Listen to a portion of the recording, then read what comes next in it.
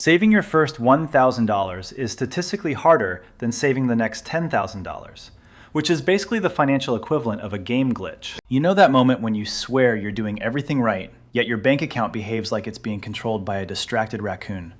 The usual explanation is just budget better, which is adorable but not especially connected to reality. The truth is, there's an entire setup quietly nudging you toward failure, like a group project where the system is the kid who never shows up. And the cost isn't catastrophic, it's just a slow drip of fees, stress, and mild existential dread. If you want to keep uncovering how these tiny everyday traps work, you can like and subscribe so you're here the next time we all collectively realize something obvious. And today we're going to talk about why this one particular money milestone is rigged to feel impossible. Have you ever noticed that the closer your bank balance gets to zero, the more every purchase feels like you're cutting the wrong wire in a movie bomb? It's strange because these aren't dramatic purchases. We're talking groceries, a refill of toothpaste, maybe that subscription you forgot existed but apparently still believes in you.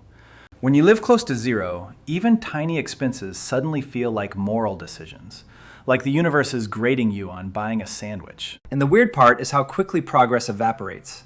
You save a little, feel briefly proud, and then a random charge taps your account like, that's cute, anyway, I'm taking that. Living at zero turns normal timing issues, paychecks, due dates, the occasional brain fog, into what feels like a personal failing, because you only ever see the end result. The overdraft email written in a tone that feels way too judgmental for a robot. There's this silent background shame too, where you pretend everything's fine even though your stomach is reenacting a full drama series every time you tap your debit card. And this is where it quietly gets worse. Have you ever wondered why the less money you have, the more everything seems to cost? Almost like the system read your balance and said, oh, perfect, let's charge extra.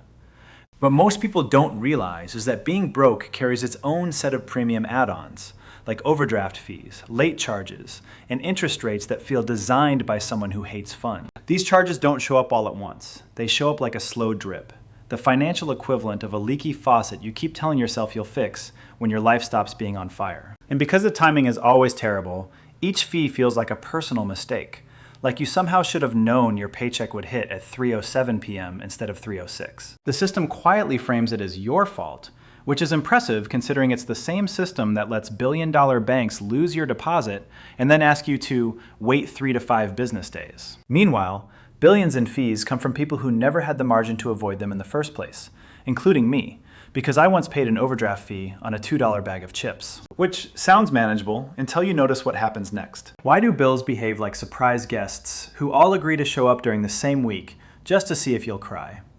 Income usually arrives in these neat, predictable chunks. Every Friday, every other Friday, whatever schedule your employer invented to feel organized. But expenses have absolutely no respect for that structure. They show up like plot twists, each one convinced it's the main character. You make a clean budget, feel like a responsible adult for about 11 minutes, and then a cluster of bills hits at once, and suddenly your plan looks like fan fiction. Rent arrives like clockwork. Your phone bill wanders in mid-month like it owns the place, and your utilities appear whenever they feel spiritually moved. And if your income isn't steady, which is increasingly normal, then budgeting becomes less financial planning and more guessing the weather with a broken thermometer. The problem isn't that people can't budget, it's that the calendar doesn't care about your spreadsheet, your optimism, or the 3-hour YouTube tutorial you watched at 2 a.m. That would be fine if it stopped there. The uncomfortable truth is that being broke has its own version of compound interest, except it works against you with the enthusiasm of a villain in a cartoon. Every overdraft fee, every late charge, every quote-unquote convenience fee for paying the bill on time, but not the right kind of time, slowly stacks up in the background like it's building a tiny evil empire. What starts as one small mistake quietly becomes 3, and suddenly you're paying interest on an emergency you didn't even want to have. Credit cards especially love this moment. They swoop in like a helpful friend and then charge you for the friendship at a rate that makes you question your life choices. And when you live close to zero, these costs hit harder because they're unavoidable. You're paying extra precisely because you have less, which feels a lot like being charged for the privilege of drowning. Small financial shocks don't stay small. They get bigger, louder, and increasingly smug as they compound into the future. I've personally paid enough interest in my 20s to fund a minor art installation titled, "This is Why I'm Tired."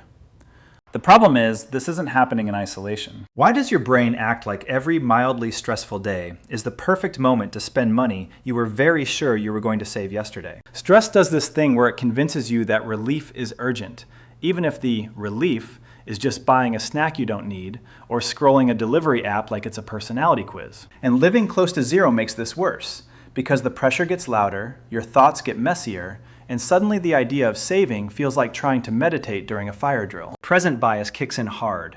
You know future you would love an emergency fund, but present you would also love to stop feeling like a stretched out phone charger. The first $1,000 isn't just a math problem, it's a behavioral one. Because you're not building savings, you're fighting the urge to make the buzzing stress in your ribcage go away for 10 minutes. And the system doesn't help, because it's much easier to spend money impulsively when apps are designed like tiny casinos, except the prize is a package arriving 3 days late. I would love to pretend I'm above this, but I have absolutely bought things out of spite, which I'm pretty sure is not a valid financial strategy. Which sounds like a personal failing until you see what that first bit of savings is actually supposed to do. If you knew that saving your first $1,000 would make your life about 12% less chaotic, you'd probably still procrastinate, but at least you'd understand why it matters. People treat that first chunk of savings like it's supposed to be the seed of wealth, when in reality it's more like putting bubble wrap around your month so it stops breaking every time something bumps it. The money isn't there to grow, it's there to stand between you and the financial equivalent of stepping on a Lego at 3 a.m. With even a tiny buffer, everyday timing mistakes stop turning into overdrafts, surprise bills stop cascading into 3 new problems, and you're no longer forced into panic decisions just because your car blinked at you. It's a shock absorber, not a trophy. Just enough breathing room to avoid choosing between gas and groceries or pretending you didn't see a bill email. And once you stop getting hit from every direction, life feels slightly less like a monthly obstacle course designed by someone who's rooting against you. I'd love to say I learned this early, but realistically, I discovered it after paying a fee so small it should have been illegal to be that humiliating. That would be manageable if saving the money didn't create its own trap. A lot of financial advice insists you should kill your debt first, which sounds noble until you realize it's also a fantastic way to stay broke forever. Here's what actually happens. You throw every spare dollar at your balance, feel morally superior for about 6 minutes, and then life taps you on the shoulder with a tire repair or a doctor bill that refuses to wait its turn. And because you have no buffer, you go right back to the credit card you were heroically defeating, except now it's smirking at you with a higher balance and a new minimum payment. Being overly aggressive with debt while living at zero is basically speedrunning the failure loop. You pay it down, an emergency appears, and the debt respawns instantly like it has cheat codes. A tiny buffer breaks that cycle by giving you an alternative to borrowing during every minor disaster, even if the disaster is just Wednesday being rude again. And once the emergencies stop resetting you, your debt payoff actually works the way those motivational charts pretend it does. I learned this too late, which is why I have personally defeated my debt at least 7 times, only for it to return like a reboot no one asked for. The problem is, even once you accept that logic, you still need an actual system that doesn't fall apart the moment you get tired. Imagine trying to fix your finances by sheer willpower, the same way you've tried to fix your sleep schedule. And you'll understand why most plans collapse in about a week. You need something mechanical, not motivational, because motivation has the lifespan of a houseplant you forgot to water. Stabilizing comes first, which basically means stopping the avoidable hits.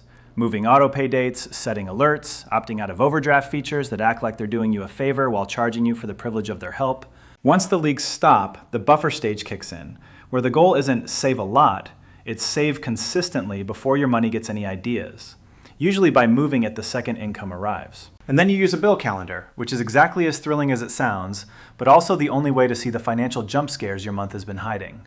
Only after surviving all that do you get to the build phase, which is basically stacking money without your life knocking it over like a toddler in a museum. I'll be honest, half of this system exists because I personally cannot be trusted to remember anything unless it screams at me on my phone.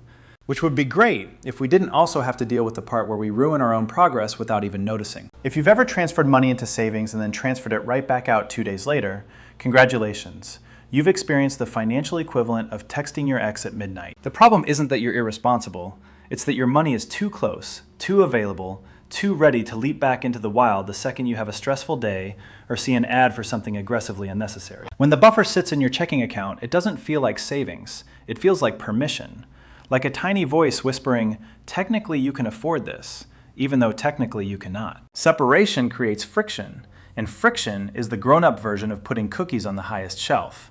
Inconvenient enough to stop you, but not impossible if the house is actually on fire. A separate account with no debit card, a transfer delay, even a dramatic label like emergency only, do not touch unless crying, can keep you from sabotaging weeks of progress in one irritated afternoon. And the point isn't to restrict yourself, it's to keep your own brain from treating your safety net like a coupon code. I've absolutely spent emergency savings on things that were not emergencies, unless you count me being annoyed as a medical condition. And once you protect the buffer from yourself, something unexpected starts to happen. The strangest part is how quickly life changes once you have just enough money that every day doesn't feel like a tiny survival challenge. When you're not constantly paying penalties, interest, and financial karma for existing too close to zero, you suddenly notice that your month stops attacking you from behind. Bills feel less like jump scares and more like mildly annoying reminders that you're an adult now, unfortunately. Timing becomes easier too, not because you became smarter overnight, but because you finally have enough buffer to absorb the weird, lumpy chaos of real life without spiraling. And the psychological shift is real. Your brain stops running in panic mode, which means you stop impulse spending just to feel normal for a minute. The first $1,000 doesn't make you rich. It removes the tripwires, the extra tax, the delayed consequences of every tiny mistake. I'd love to pretend this moment felt triumphant for me, but honestly it was more like, oh, so this is what not suffering feels like. And once you cross that line, the next part of the journey starts to make a lot more sense. By the end of this, the whole saving your first 1,000 thing starts to look less like a milestone and more like a boundary, thin, boring, and annoyingly important. It doesn't make your life impressive, it just makes it slightly less exhausting. And honestly, that's usually enough. Understanding it doesn't guarantee you'll follow it, because being human is inconvenient like that. But at least you stop assuming every setback is a personal flaw. You see how the structure quietly keeps score. And once you see that, you start noticing the other places where the math feels small but the consequences don't. Car payments tend to sit there, pretending they're simple, until you realize they behave exactly like everything else we just talked about.